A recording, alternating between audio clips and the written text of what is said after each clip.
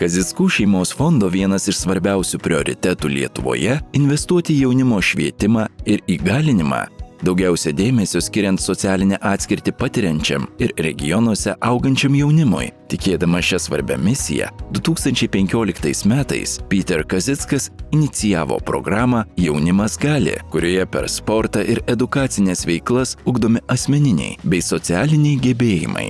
Per 9 veiklos sezonus įgyvendinome 5000 edukacinių užsiėmimų 44 skirtingose Lietuvos miesteliuose. 260 jaunuolių dalyvavo programos vasaros stovyklose. Ir kai suvokiu, kad programa Jaunimas gali prisidėjo prie 1000 Lietuvos jaunuolių doro gyvenimo kelio pasirinkimo, užplūsta dėkingumo jausmas. Dar viena fondo globojama programa Uncommon, kurioje jauni žmonės gali mokytis programavimo, tinklapių dizaino ir gyvenimiškų įgūdžių. The goal of Uncommon and Youth Can is not about training the next great software engineer or teaching the next great basketball player or athlete.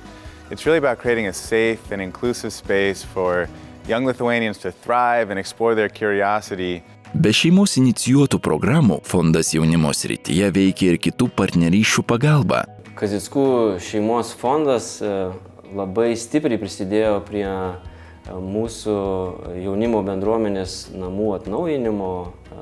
Aš labai džiaugiuosi mūsų glaudžiu bendradarbiavimu ir bendrystė su fondo darbuotojais ir tokiu autentišku ir nuoširdžiu rūpesčiu, kurį mes jaučiame iš fondo. Pokyčių galima pasiekti tik dirbant nuosekliai, todėl partnerystės tęsiasi ne vienerius metus. Mums labai svarbus fondo indėlis yra į vaikų, būtent jaunuolių, kurie yra rizikos grupėje, jų palaikymą, jų įsitvirtinimą darbo rinkoje, į stipendijų fundavimą ir jų palydėjimą į asmeninį pilnavertį gyvenimą.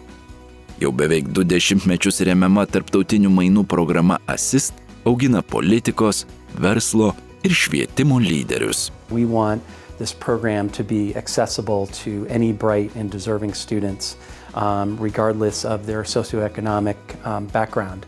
And the Kazickas family has been crucial in helping us reach deserving students who might otherwise not be able to afford this opportunity. Kazickų šeimos fondas buvo tarp pirmųjų, kurie išgirdo ir suprato Mo muziejaus potencialą veikti edukacijos ir švietimo srityje ir įgalino mus veikti. Ir per šiuos bendradarbiavimo 3 metus aplankėme virš 40 kaimų ir miestelių, įvyko per 100 edukacijų. Jas patyrė apie 3000 jaunuolių iš Lietuvos. Visų šių organizacijų dėka kuriamos geresnio gyvenimo galimybės jauniems žmonėms Lietuvoje.